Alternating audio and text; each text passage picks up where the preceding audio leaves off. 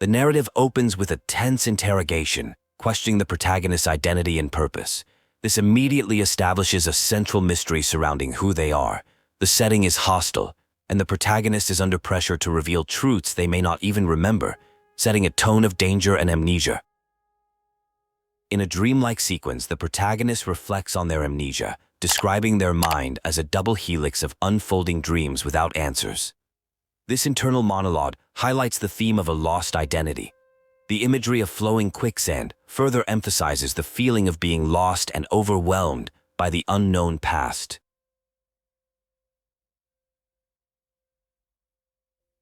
Waking from a nightmare, the protagonist is comforted by their companion Barry. Their conversation reveals a plan to descend a mountain and retrieve weapons from their village.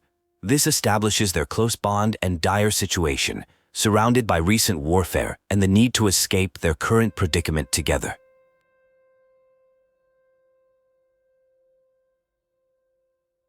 As they begin their perilous journey, Barry expresses concern for the protagonist's recent injuries. Despite assurances, the conversation underscores the physical toll their ordeal has taken. It's a quiet moment that reinforces their mutual care and the need to conserve strength for the unknown dangers that lie ahead.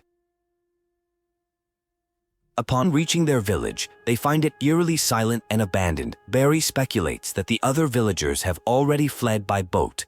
The duo decides their best course of action is to quickly retrieve their weapons from home and make for the wharf, adding a sense of urgency to their mission. After arming themselves, a fight ensues with monstrous creatures called Filthoids. The protagonist proves to be a capable fighter, protecting Barry and clearing a path. This sequence showcases the protagonist's latent combat abilities, which will be crucial for their survival in this dangerous world, and solidifies their role as protector. At the wharf, they discover all the ships are gone. The protagonist realizes Barry could have escaped if she hadn't come back for them, a sentiment Barry mirrors. This moment of mutual guilt and sacrifice deepens their bond, highlighting that their loyalty to each other transcends even their own survival.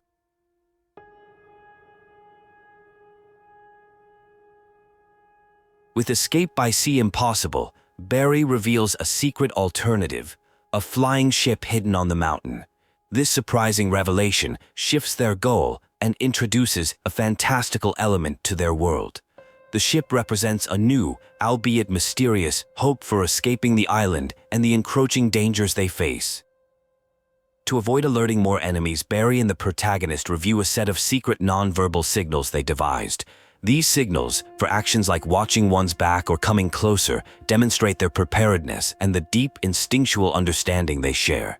It's a lighthearted moment amidst the tension. Barry leads the way to a hidden temple, revealing it as a location of the flying ship. She explains that the key to activating it is a sword, the very one the protagonist has been carrying. This uncovers a piece of the protagonist's mysterious past and its connection to their escape.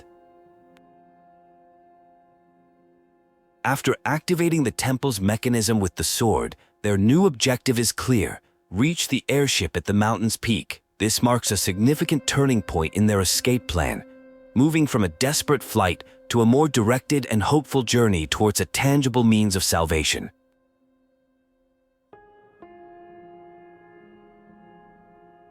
They come across a derelict home that the protagonist senses was once Barry's, though Barry claims to have no memory of it. This moment adds another layer to Barry's own mysterious past. The protagonist offers comfort, promising to build a new home together, reaffirming their shared future regardless of their lost histories. As they near their goal, they are ambushed by a new type of enemy, seemingly sentient, armored creatures demanding their surrender. This escalates the threat from mindless monsters to an organized force, suggesting a larger conflict is at play and that their escape will not go unchallenged by powerful factions. Their escape is further complicated by the arrival of the 13th Legion, an Imperial military force. Barry recognizes them, revealing a connection to this powerful group. The situation devolves into a chaotic, three-way conflict between the duo, the Filthoids, and the newly arrived Legion soldiers, trapping them completely. The leader of the Legion, Randy, reports to his superior, Chief Sybil, about their findings on the island. He mentions discovering alchemical tools and an airship linked to the Legion. Their conversation reveals they are searching for a specific individual known as Number Zero, adding a new layer of intrigue. Chief Sybil captures the pair and interrogates the protagonist, demanding the truth about their identity. Sybil's forces confirm that Barry is the Number Zero they have been seeking for over a decade. This revelation reframes the entire conflict. They weren't just fleeing monsters, but were being actively hunted.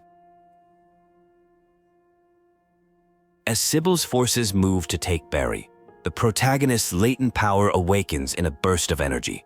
This power, identified as resonance, marks the protagonist as a new, powerful being. The sudden appearance of this ability surprises Sybil, who realizes the protagonist is not just a bystander, but a new, key player.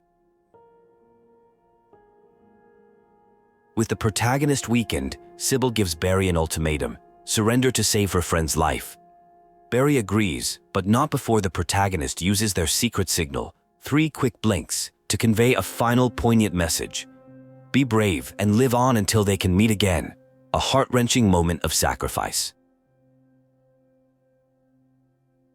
In another surreal dream, a mysterious voice welcomes the protagonist, identifying them as their other half.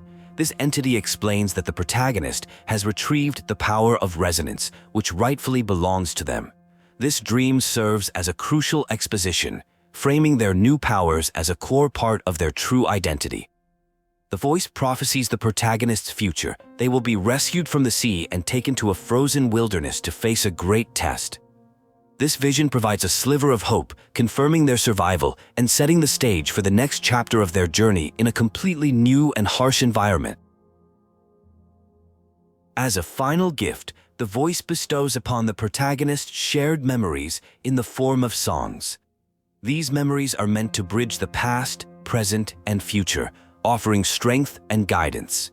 This act equips the protagonist with a tool to navigate their amnesia and connect with their destiny.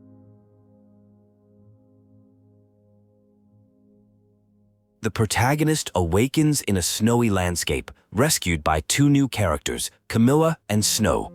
They learn they are in the northern province of Hyperborea. The immediate goal is to get to the safety of Ice Lake City, a stark contrast to the island they just left, marking a true new beginning. Driven by the need to find Barry, the protagonist asks their rescuers about Chief Sybil. Camilla warns them that seeking the chief is a death wish, as it would be seen as espionage or defiance against the powerful empire. This establishes the immense power of their new adversary and the political dangers of Hyperborea. Traveling towards Ice Lake, the group encounters more Filthoids. The protagonist, alongside their new companions, engages them in combat. The casual way Snow and Camilla handle the monsters shows that these creatures are a common, albeit dangerous, part of life in this new, harsh land they now inhabit.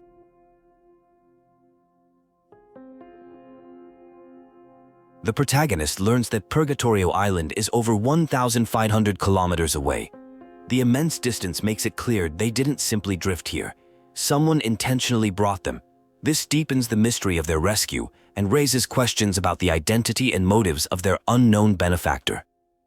At the city gate, the group is stopped for a security check. Lacking a travel permit, the protagonist's entry seems impossible. However, Camilla masterfully concocts a story about a winery delivery gone wrong, showcasing her cunning and influence. The protagonist contributes with a surprisingly convincing performance of distress. Once inside the city, Camilla reveals she was hired by a mysterious hooded man in a white cloak to rescue the protagonist. This confirms the existence of a secret benefactor, the same one foretold in the protagonist's dream, who is orchestrating events from the shadows for unknown reasons. Camilla explains that finding Sybil would mean infiltrating the imperial capital, a colossal steel bastion. Realizing the immense challenge, the protagonist decides to first focus on earning money and obtaining a travel permit in Ice Lake, adopting a more strategic approach to their quest to find Barry. Camilla directs the protagonist to an inn called the Hypnos House, rumored to be a haunted and spooky place that accepts those with questionable pasts. It's suggested as one of the few places a person without a permit, a Charon, could find shelter, highlighting the protagonist's precarious social standing. Snow, a lively Lunarian, eagerly accompanies the protagonist, declaring them her minion and herself a future demon king. Her cheerful and quirky personality provides a stark contrast to the grim reality of their situation, adding a touch of humor and companionship to the journey through the city. They arrive at the Hypnos house and meet the cold, unwelcoming innkeeper Henrik. He initially refuses them lodging due to their lack of money. His harsh demeanor seems to confirm the inn's strange reputation, presenting another obstacle in their quest for simple survival and shelter in this new city. A kind young lodger named Psyche intervenes, convincing Henrik to let the protagonist stay for one night. Psyche's gentle nature is a stark contrast to Henrik's. She shows them to a clean room, offering a moment of respite and the first genuine, uncomplicated kindness the protagonist has received in Ice Lake. Alone, the protagonist reflects on the whirlwind of recent events, the loss of Barry, the mysterious man, Sybil, and their new powers. Their thoughts solidify into a clear plan: earn money in Ice Lake, get a travel permit, and then figure out the next step to find Barry and uncover the truth. Psyche brings the protagonist food and senses their sadness despite their attempts to hide it. This empathetic connection forges a quick bond between them. In this moment of vulnerability, the protagonist asks Psyche for help finding work, leading them back towards Camilla's tavern, the Asphodel, for potential commissions. On their way, they meet Lunosmith, a wandering blacksmith who is fascinated by the protagonist's unique sword. Recognizing its extraordinary craftsmanship, she offers her services in exchange for the opportunity to study it. This encounter provides the protagonist with a valuable new ally and a way to upgrade their gear. The group discusses the Lunos, a long-lived race with special talents. Snow proudly claims her horns make her unique, destined to be a demon king. This conversation provides more world-building, explaining the different non-human races and their place within the society of Hyperborea, enriching the story's lore. The group witnesses a human soldier brutally harassing a Charon man. This scene starkly illustrates the deep-seated prejudice and systemic oppression faced by Charons in Hyperborea. They are treated as second-class citizens, demons' children, and live under the constant threat of discrimination and violence from the human population. At the Asphodel, the protagonist agrees to take on their first commission as a fox hunter to prove their worth to Camilla. The task is to help a scavenger girl named Margie retrieve her stolen money. This serves as a trial, testing not only their combat skills, but also their ability to navigate the city's underbelly. With Margie's surprisingly sharp detective skills, the group tracks the thief across the city's rooftops. Margie deduces the thief's path by observing disturbed crates, showcasing her resourcefulness. The chase becomes a dynamic parkour sequence, highlighting the verticality and maze-like nature of Ice Lake's streets and alleys.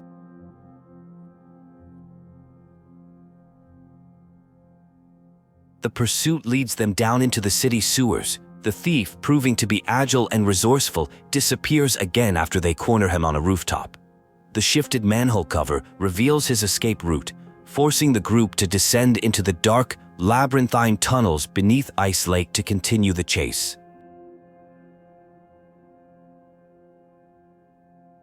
After a fight, they corner the thief, who then attempts a desperate hidden attack. Camilla intervenes at the last second, saving Margie. She warns them that the city is full of beasts who feign weakness, teaching a harsh lesson about undue mercy and the brutal realities of survival in Ice Lake. Impressed by their success, Camilla officially welcomes the protagonist as a fox hunter. They learn of a high-risk, high-reward commission posted by Henrik to find a rare mineral, Crystallo of Stella, in the dangerous Gleven pit. Despite the warnings, The protagonist accepts, needing the large sum for their journey south. Outside the city, the group meets Truffle and her giant pig companion Filbert. They learn about geniemens, creatures that harness foxine energy, and the hunters who poach them. This side story introduces a new magical element to the world and presents a moral conflict about exploiting nature. As they head to Glevenpit, Psyche joins them, wishing to help. The journey outside the city provides a moment for reflection and connection. Psyche and the protagonist share details about their respective homes, contrasting the cold, bloody air of Ice Lake with the warm, salty air of the protagonist's forgotten island. The group discusses the history of fox hunters, learning the profession originated from collecting foxine from heaven trees before the empire and merchants took over. This lore dump explains the name of their new job and touches on themes of industrialization and the loss of traditional ways of life. After defeating a massive filthoid guarding the Cristallo Stella, the group is confronted by Outsider, another fox hunter who tries to snatch their prize. This introduces a new rival and potential ally, a recurring character who operates in a moral gray area, embodying the cynical nature of their profession. The protagonist learns about daemons, Karens who undergo an awakening to gain special powers. Outsider identifies the protagonist as a powerful daemon, explaining the source of their enhanced abilities. This conversation provides a key piece of lore, defining the protagonist's place among their own kind and explaining their resonance. On their way back, they encounter Henrik scolding Psyche for leaving the inn. His harsh words and controlling behavior deepen the mystery surrounding him in the Hypnos house. He sternly warns the protagonist to stay away, hinting at a hidden danger and a secret he is desperate to protect. The protagonist visits Outsider's home to make a deal, meeting his younger sister Fina. The stark poverty of their home reveals Outsider's motivation for his ruthless fox hunter tactics. He is not just greedy, he is a desperate brother trying to provide for his family in a harsh world. Outsider reveals his suspicions about Henrik and the Hypnos house.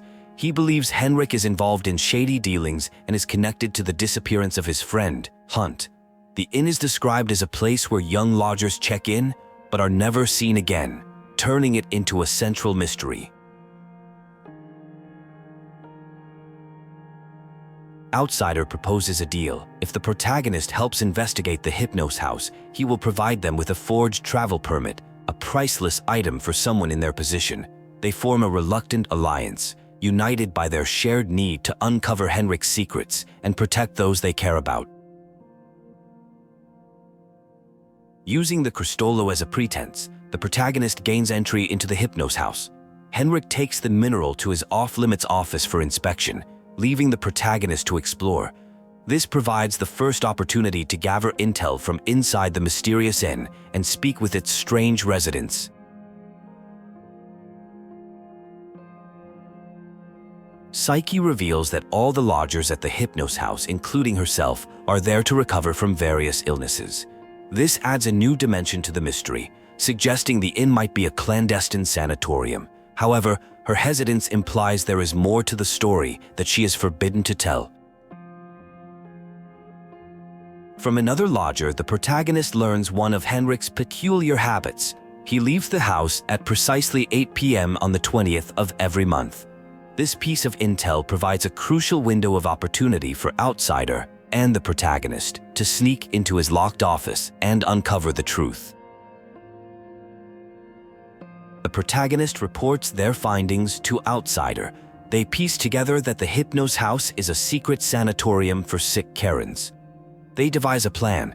On the 20th, when Henrik is out, they will infiltrate his office through the chimney to find concrete evidence of his activities and the fate of Hunt. The protagonist visits Psyche again, finding her vision has worsened, a symptom she dismisses as an old problem. Her request for the protagonist to describe the flowers in her room reveals the true extent of her blindness, creating a poignant and emotional scene that strengthens their bond of friendship and concern.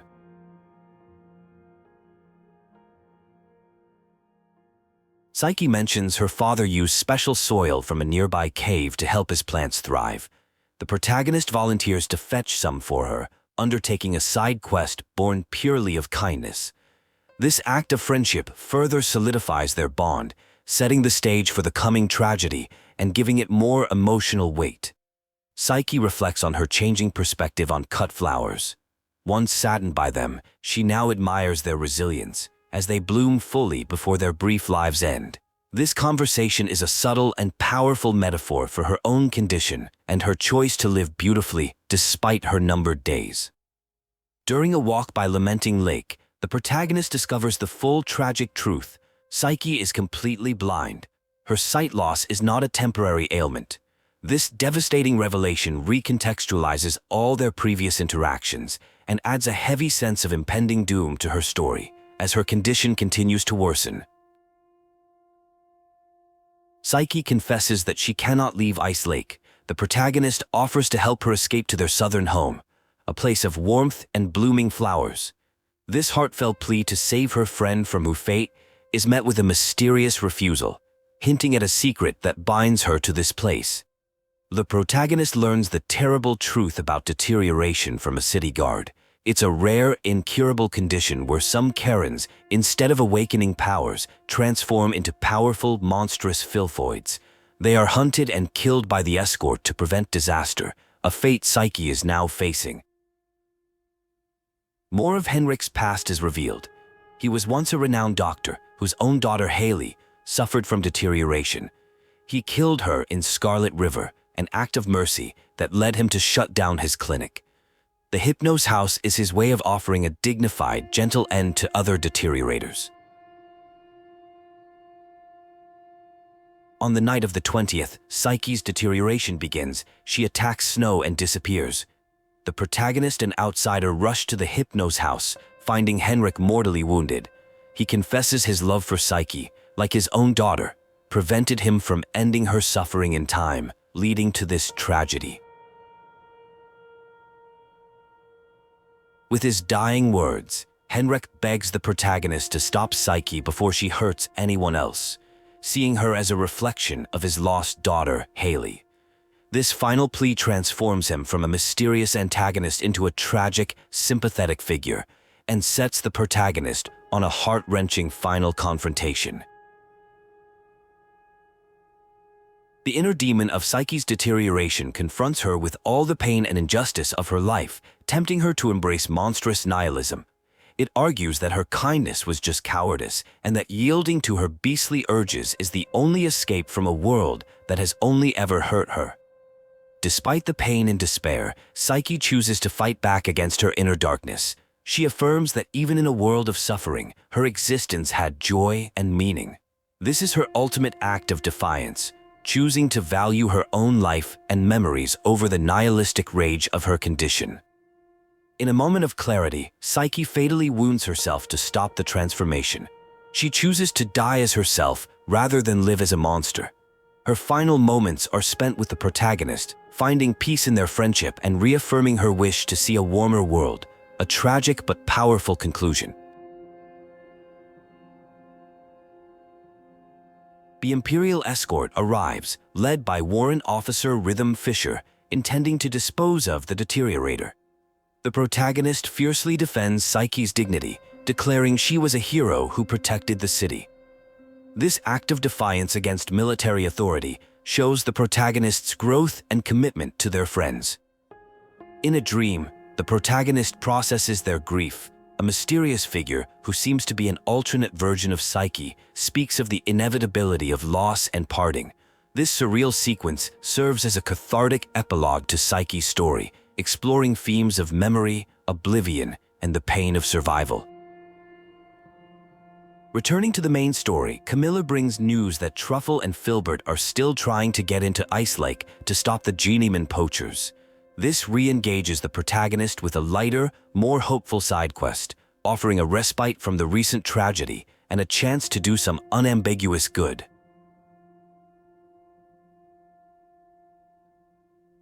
The protagonist once again enlists Camilla's help, this time to smuggle Truffle and Filbert into the city. Camilla agrees, reminded of a story she once heard about a girl and her unique companion. This plan sets in motion the final confrontation with the Genieman hunters inside Ice Lake's walls. The group deduces that the Genieman hunters are hiding in the sewers. A small Genieman, refusing to leave its trapped friends, confirms their theory. This clever piece of environmental storytelling and animal behavior guides them to the poacher's hideout, turning the creature's loyalty into a crucial clue for the team.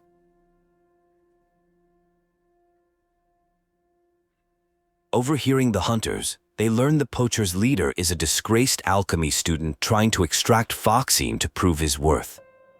This reveal gives the antagonists a more nuanced motivation than simple greed. It's about academic pride and redemption, adding a layer of pathetic tragedy to their villainy. After defeating the poachers, the group faces a new problem: how to care for all the rescued Geniemans in a city where most people fear them.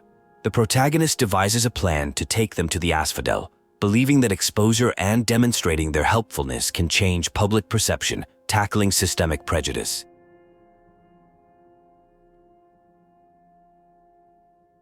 The plan is a resounding success. The citizens of Ice Lake, seeing the Geniemans' useful and harmless nature, embrace them.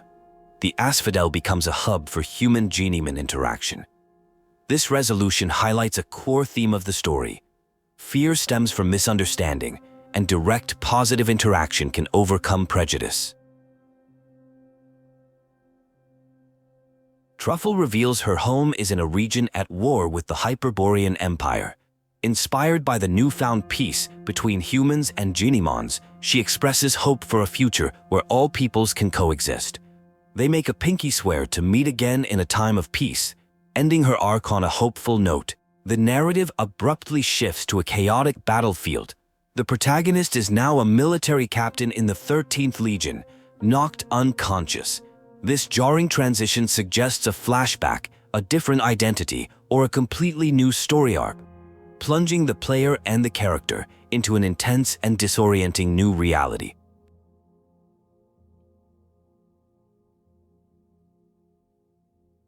The protagonist, now captain, awakens and rejoins the fight, saving their squad. They interact with Dr. Daphne, the squad's medic. The immediate goal is to survive the current ambush and find a way to regroup. The tone is now one of military desperation, a stark contrast to the adventures in Ice Lake.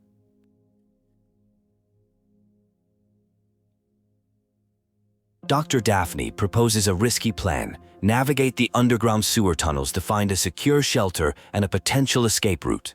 With the captain's approval, she volunteers to scout ahead alone.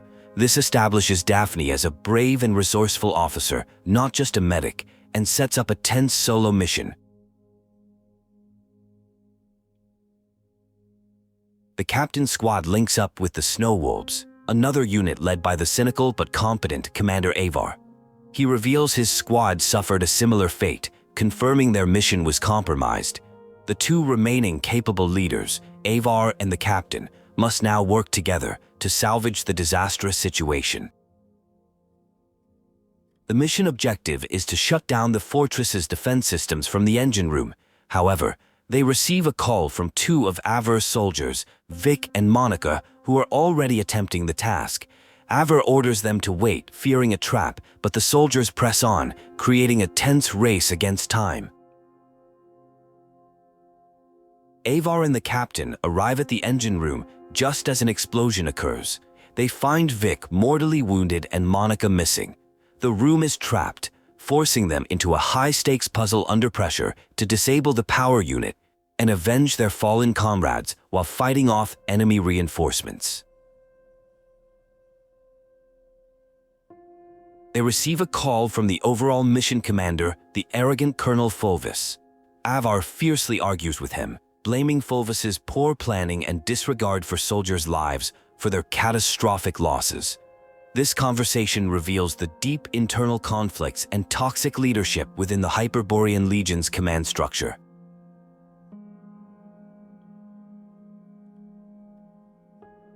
A distress call comes in from another group of trapped soldiers. Despite Fulvis's orders to press on to the main objective, Avar defies him, prioritizing the rescue of his men. He tasks the captain with saving one squad while he and Monica go after another, a clear act of compassionate insubordination. During the rescue, the soldiers capture a group of Kharan civilians, assuming they are part of the enemy Forsakens. A young woman named Katya bravely explains they are slaves forced to work by the Forsakens and offers to guide them through the sewers in exchange for their lives, creating a tense alliance. Avar learns that Fulvis's reinforcements have been delayed, yet Fulvis still orders him to attack the central control room with his decimated forces. Avar realizes the mission is a suicide run. He shares this grim news with the captain, cementing their shared disillusionment with the High Command's callousness. In a moment of vulnerability, Avar reveals that Dr. Daphne is his estranged daughter. He left his family so his Kharan heritage wouldn't hinder her promising future as an alchemist. This deeply personal confession adds tragic depth to his character, revealing his gruff exterior hides a loving, sacrificial father.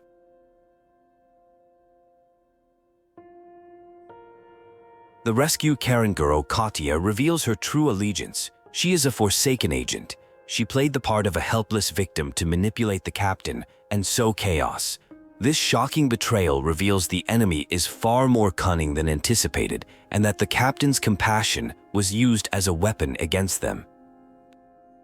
Preparing for the final assault on the control room, Avar makes a speech.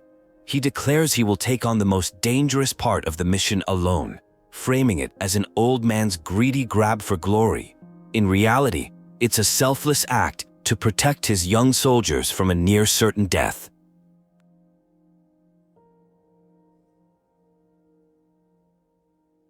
The captain and the other soldiers refuse to let Avar go alone, declaring their loyalty to their commander over his orders. Moved by their unified defiance, Avar relents. This moment of solidarity showcases the powerful bond between the soldiers, a stark contrast to the dysfunctional High Command. Inside the control room, a recording reveals the devastating truth. Avar was framed. The Forsakens colluded with someone in the Legion to make him the scapegoat for the failed mission, turning the fortress into a graveyard for his troops. The entire operation was a political assassination from the start. Colonel Fulvis appears, revealing himself as the mastermind behind the conspiracy. He admits to framing Avar to eliminate a Kharan officer and advance his own political ambitions, seeing the dead soldiers as mere stepping stones. The true enemy was not the Forsakens, but a traitor within their own ranks. In a desperate attempt to save his troops, Avar tries to bargain with Fulvis, offering knowledge of a crucial catalyst needed for the Empire's Second Scion project. This is a final, clever ploy to buy time and expose Fulvis's true greed, showing his tactical mind even in the face of death. Fulvis betrays Avar and fatally shoots him. Before he dies, a flashback reveals Avar's true plan. He gave the captain a hidden recording device to capture Fulvis's confession. His death was a calculated sacrifice to provide the evidence needed to bring down the conspiracy and clear his name posthumously. Fulvis immediately broadcasts that Daphne, Avar's daughter, is a Forsaken spy and orders her execution on sight. The captain is now a fugitive, hunted by their own former comrades, with the explosive evidence of the conspiracy in their possession. Their only goal is survival in delivering the truth. Trapped and hunted, Daphne and the captain debate their next move. Daphne proposes a radical plan: turn themselves in to Chief Sybil. They reason that Sybil, while harsh, is meticulous and would conduct a thorough investigation, making the Imperial prison the only place they'd be safe from Fulvis's assassins. Their surrender leads to a brutal interrogation inside a hellish magical device called the Inferno. Sybil subjects the captain to intense psychological and physical torment, forcing them to relive a twisted version of the events at Lanza Fortress to test the veracity of their testimony and break their will. Sybil, seemingly unconvinced by the interrogation, reveals she has received a writ for their immediate execution, signed by the highest levels of government. Fulvis's influence is more powerful than they imagined, and their hope of justice seems lost as their legal execution appears inevitable, a final checkmate by their enemy. At the last possible moment, Prince Vigilius arrives with a royal pardon from the Emperor himself. He reveals that Falsi, Fulvis's accomplice, has conveniently disappeared and that powerful people are watching the captain. This dramatic rescue by a higher authority finally turns the tables on the conspirators. Freed from prison, the prince offers the captain protection by serving as his personal bodyguard for 6 months. He advises them to stay away from the Legion for a while, as the stigma of the accusation and the powerful enemies they've made still pose a great danger to their life. The narrative returns to the Hypnos house in what appears to be a flashback or alternate reality before Psyche's death. Psyche is telling the other lodgers stories about the protagonist and the world outside Ice Lake. This scene serves as a poignant, bittersweet memory of the friendships forged there.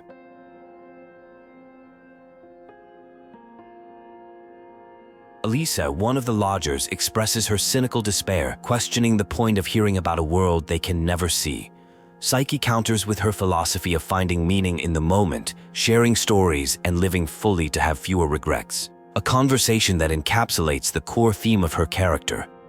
Another surreal sequence begins, seemingly a performance or dream. The protagonist is on a stage-like battlefield, fighting symbolic enemies.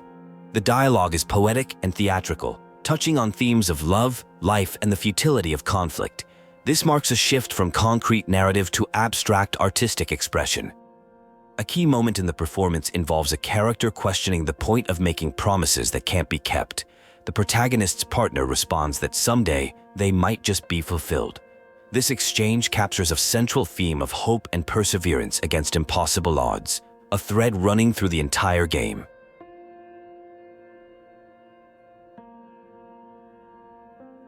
The performance's narrative is revealed. It's a fairy tale about a slumbering frost fairy in a snowfield castle, awakened by the warmth and laughter of 2 children. This story serves as a powerful metaphor for the protagonist's own journey, finding life and feeling in a cold, unfeeling world through connection.